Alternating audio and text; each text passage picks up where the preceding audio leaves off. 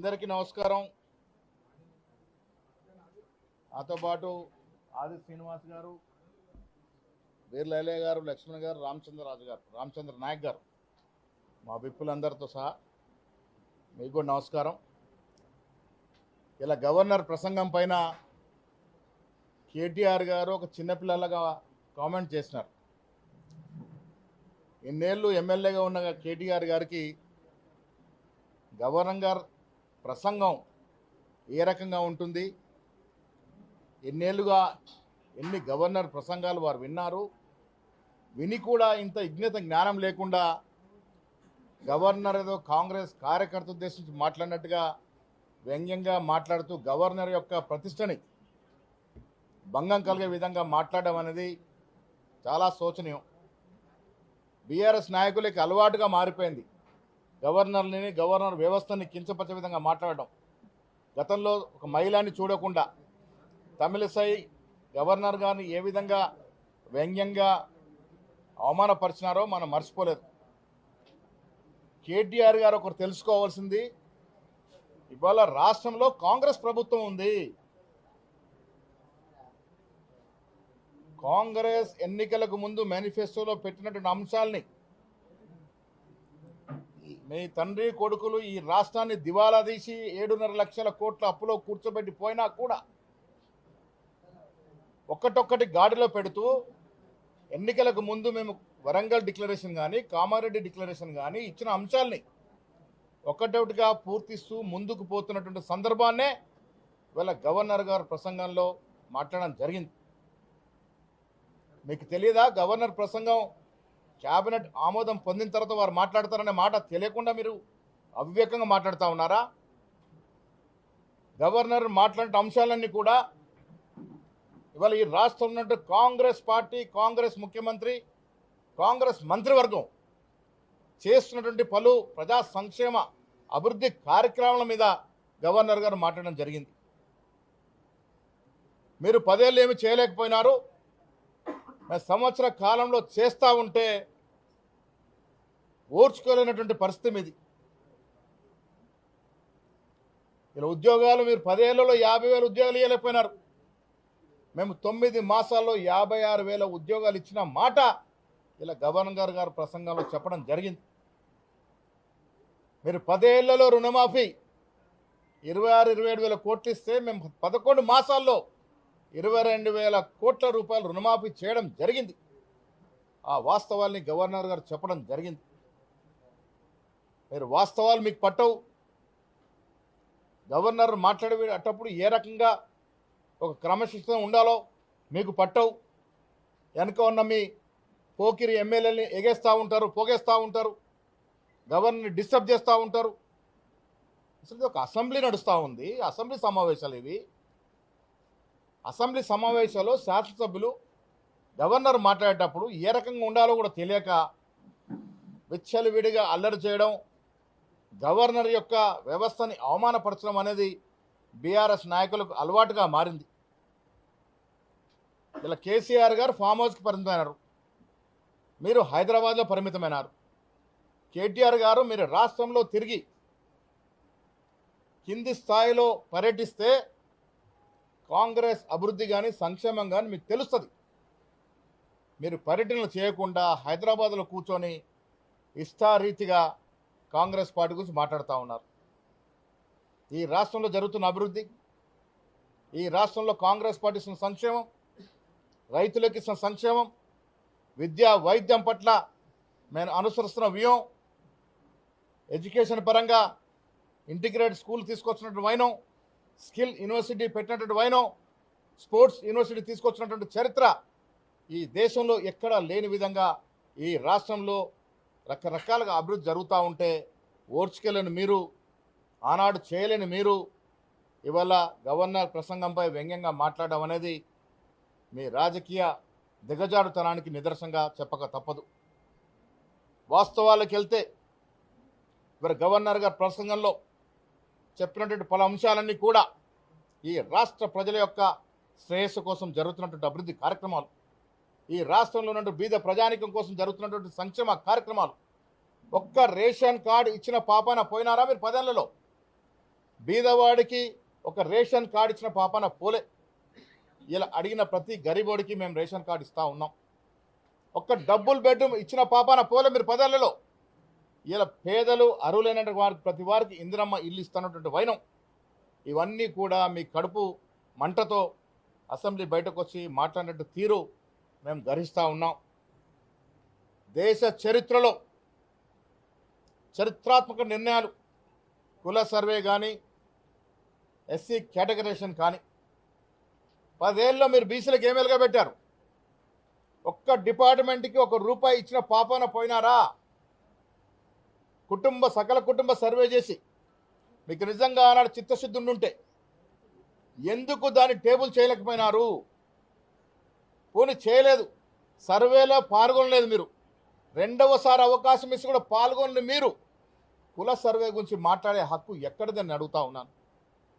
చరిత్రాత్మకంగా, చాలా సూక్ష్మకంగా ఈ దేశ చరిత్రలో ఎక్కడ జరిగిన విధంగా ఈ రాష్ట్రంలో రాహుల్ గాంధీ గారి ఆశయాన్ని పూరిస్తూ రేవంత్ రెడ్డి గారు కుల సర్వేకు శ్రీకారం చుట్టినారు. ఈ రాష్ట్రంలో 56% బీసీలు ఉన్నారని ఒక అఫీషియల్ డాక్యుమెంట్ ఇవ్వగలిగినటువంటి ఘనత ఇలా కాంగ్రెస్ పార్టీకి చెందింది. మీకు చేతకాలే, మీరు చేయలేకపోయినారు, మీరు అభివృద్ధి చేయలేకపోయినారు, సంక్షేమం ఇవ్వలేకపోయినారు. ఇవాళ మీరు మాట్లాడుతూ ఉన్నారు, అవినీతి గురించి మాట్లాడుతూ ఉన్నారు. రాష్ట్ర ప్రజలకు తెలియదా? కాళేశ్వరం కానీ, మేడిగడ్డ కానీ మీకు లక్షల కోట్లు దోసిపెట్టిదన్న విషయం ప్రజలకి తెలుసు. ఈనాడు మీరు అంటగాగుతున్న బీజేపీ నాయకులు, నడ్డా గారు ఆనాడు రాష్ట్రానికి వచ్చి కాళేశ్వరం ప్రాజెక్టు కేసీఆర్ కుటుంబానికి ఒక ఏటీఎం లాగా మారిందని అన్న మాటలు మీరు మర్చిపోయినారా? ఇలా లోపాయకర ఒప్పందంలోకి వచ్చినారు. పార్లమెంట్ ఎన్నికల్లో కలిసి పోటీ చేసినారు. మొన్న జరిగిన ఎమ్మెల్సీ ఎన్నికల్లో కలిసి పోటీ చేసినారు. లోపాయకారు చీకటి సంసారం చేస్తూ ఉన్నారు మీరు. ఇవాళ మీరు అవినీతి గురించి మాట్లాడితే దయ్యాలు వేదాలు వలిచినట్టుగా ఉంటుంది. ఈ రాష్ట్ర సంపదని కేసీఆర్ కుటుంబం ఏ రకంగా కుళ్ళగొట్టిందో ప్రజలు తెలుసుకునే మీకు ఇంటికి పంపినారు. మీ కర్రీ వాత పెట్టినా కేటీఆర్ గారికి మాత్రం ఎక్కడ అహంకారం తగ్గినట్టు కనబట్లే. అదే అహంకార ధోరణితో వ్యవహరిస్తూ ఉన్నారు. అహంకారం నిండింది కాబట్టే గవర్నర్ని విమర్శిస్తూ ఉన్నారు, గవర్నర్ వ్యవస్థను కించపరుస్తూ ఉన్నారు. అహంకారం నిండుగా ఉంది కాబట్టే స్థాయిల గురించి మాట్లాడుతూ ఉన్నారు. స్థాయి అనేది ప్రజలు ఎన్నుకొని ఇచ్చినటువంటి అంశం. స్టేచర్ అనేది నీకు ఏం స్టేచర్ ఉంది? ఏం స్థాయి ఉంది నీకు? ఈ రాష్ట్రాన్ని మందులో దిగబెట్టినటువంటి ఘనత మీ 10 ఏళ్ల పాలన. మత్తు పదార్థాలకి లోను చేసినటువంటి ఘనత, యువతని ఆ తప్పుదోర పట్టించిన ఘనత నీ ప్రభుత్వానికి. ఇలా దుబాయ్లో చనిపోయినటువంటి వ్యక్తి నీకు సన్నిహితుడు కాడా? మీ బావమరిదికి పార్ట్నర్ కాడా? ఎందుకు చనిపోయినారు? ఏ రకంగా చనిపోయినారు? ఇలా ప్రజలు తెలుసుకోవాల్సిన అవసరం ఉన్నది.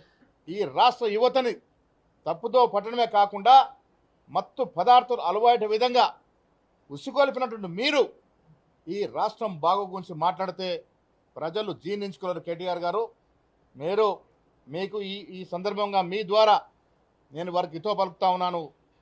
ఈ రాష్ట్రంలో మీకు కానీ మీ భవిష్యత్తు కానీ నూకలు చెల్లిపోయినాయి. మీరు స్ట్రెచర్ల గురించి మాట్లాడుతూ ఉన్నారు. మీ పరిస్థితి వల్ల స్ట్రెచర్ మీద ఉంది. అది గుర్తుపెట్టుకోవాల్సిన అవసరం ఉన్నది.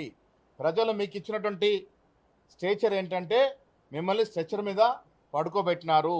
ఇంక ఏం మాట్లాడినా ప్రజలు వినే పరిస్థితి లేరు.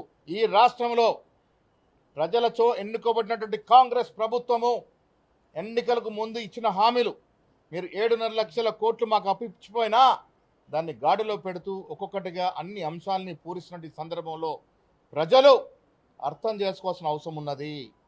కేటీఆర్ గారు అసెంబ్లీ లోపట కానీ బయట కానీ వ్యవహరిస్తున్న తీరు, అహంకార ధోరణి ప్రజలు ఇముడ్చుకోలేకపోతూ ఉన్నారు. ఇంకా అహంకారం తగ్గలేదనే మాట కూడా ప్రజలు అర్థం చేసుకోవాలి. ఇలా చాలా రోజుల తర్వాత కేసీఆర్ గారు అసెంబ్లీకి వచ్చారు. స్వాగతిస్తూ ఉన్నాం. మేము కానీ రేవంత్ రెడ్డి గారిని కాంగ్రెస్ నాయకులు కానీ కోరుకునేది ఈ దేశంలో, ఈ రాష్ట్రంలో సమర్థవంతమైనటువంటి ప్రతిపక్షం ఉండాలని. ప్రతిపక్షం ఉండాలి ప్రజాస్వామ్యంలో కోరుకునే వ్యక్తులం మేము. ప్రతిపక్ష హోదా ఇస్తే మీరు ఫామ్ హౌస్కి పరిమితమైనారు కాబట్టి సంతోషం ఇవ్వాలని వచ్చినారు. ఇక ముందు కూడా రండి. మీ అనుభవాన్ని పంచుకోండి. మీరు 10 ఏళ్ళు ముఖ్యమంత్రిగా చేసినారు కదా, మీ అనుభవాన్ని పంచుకోవాల్సిందిగా మేము కేసీఆర్ గారికి విజ్ఞప్తి కూడా చేస్తూ ఉన్నాం. వచ్చే రోజుల్లో బీఆర్ఎస్ నాయకులు అర్థం చేసుకోవాల్సింది, అసెంబ్లీ లోపల గోల చేసి గాయ చేసి మొగన్ని కొట్టి మూరకెత్తినట్టు నటిస్తే తెలంగాణ ప్రజలు విఘ్నులు. మీ మాటలకు లొంగే ప్రసక్తే లేదు. ఈ దేశ చరిత్రలో అత్యంత తక్కువ సమయంలో అత్యంత ప్రజాధనాన్ని దోపిడీ చేసిన కుటుంబంగా కేసీఆర్ కుటుంబం నామోదయ్యింది. ఇది ఎవ్వరూ కాదనలేరు. దేశ చరిత్రలో అత్యంత హీనంగా ప్రభుత్వ యొక్క సొమ్మును కొల్లగొట్టిన మీ కుటుంబం ఇంకా రాజకీయంగా ఈ తెలంగాణ ప్రజలు ఆదరిస్తారనుకుంటే అది అవివేకం తప్ప భవిష్యత్తు లేదన్న మాట కూడా ఈ సందర్భంగా మనం చేస్తా ఉన్నాం.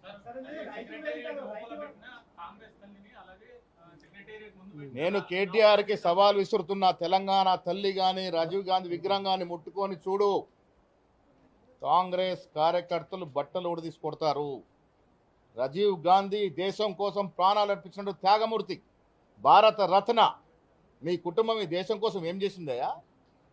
కేసీఆర్ చరిత్ర తెలియదా మాకు? కేసీఆర్ గత చరిత్ర తెలియదా? నీ ప్రస్తుత చరిత్ర తెలియదా? తెలంగాణ తల్లి, తెలంగాణ ప్రజలు ఆరాధించుకున్న తల్లిగా దైవం. ఆ దైవాన్ని ముట్టుకుంటే మస్ అయిపోతే తప్ప ఇంకేం ఉండదనే మాట కూడా సందర్భంగా మనం చేస్తా ఉన్నాం. రైతు వేదికలు కట్టి ఏం ఉద్ధరించినారు? రైతులు నడ్డి విరిచిన మీరు రైతు వేదికలు కట్టి ఏం సాధించినారు? ఇలా నిజంగా రైతుకు న్యాయం జరుగుతుంది అంటే మా ప్రభుత్వంలోనే మీరు 10 ఏళ్ళు విడతలకు ఇచ్చినట్టు రైతు రుణమాఫీ ఎంత? కేటీఆర్ గారు సవాల్ విసురుతాం, రండి ఛాలెంజ్ చేస్తా ఉన్నాం, డిబేట్ పెట్టుకుందాం. మీరు ఇచ్చిన సొమ్మంతా కూడా 28,000 కోట్లు దాటలే, అది 10 ఏళ్లలో. మేము 9 మాసాల్లో ఇచ్చినటువంటి రుణమాఫీ 22,000 కోట్లు ఇంకా ఇస్తామనే మాట కూడా చెప్తా ఉన్నాం. రుణమాఫీ కానీ, రైతు బంధు కానీ, బోనస్ 500 రూపాయలు ఇవ్వడం కానీ, ఫ్రీ బస్సు కానీ, ఉచితంగా 200 యూనిట్ల వరకు కరెంటు కానీ, ఇలా ఇంటిగ్రేటెడ్ స్కూల్స్ కానీ, స్కిల్ యూనివర్సిటీ కానీ, స్పోర్ట్స్ యూనివర్సిటీ కానీ చెప్పుకుంటూ పోతే రకరకాలుగా అభివృద్ధి చేస్తూ ఉన్నాం. 15 ఏళ్ల తర్వాత గ్రూప్ 1 ఎగ్జామ్లకి పరీక్షలు నిర్వహించినట్టు ఘనత కాంగ్రెస్ పార్టీది. నువ్వు 10 ఏళ్ళు ఎందుకు నిర్వహించలేకపోయినావు? ఏ నిరుద్యోగిని ఆదుకున్నావు నువ్వు 10 ఏళ్లలో? ఏ నిరుద్యోగ కుటుంబాన్ని ఆదుకున్నావు నువ్వు? మీ ఇంట్లో సఫలంగా ఉద్యోగాలు పెట్టుకున్నారు తప్ప ఏ నిరుద్యోగం గురించి ఆలోచించింది మీరు? ఇవాళ ఉద్యోగం గురించి మాట్లాడితే దయ్యాలు వేదాలు వలిచినట్టుగా ఉంటాయి. త్వరలో సీఎం గారు జిల్లాల వారీగా శాసనసభ్యులు కలిసి వారి నియోజకవర్గాల్లో జరగాల్సిన అభివృద్ధి గురించి కానీ, సంక్షేమ పథకాల గురించి కానీ సమీక్ష చేస్తారు.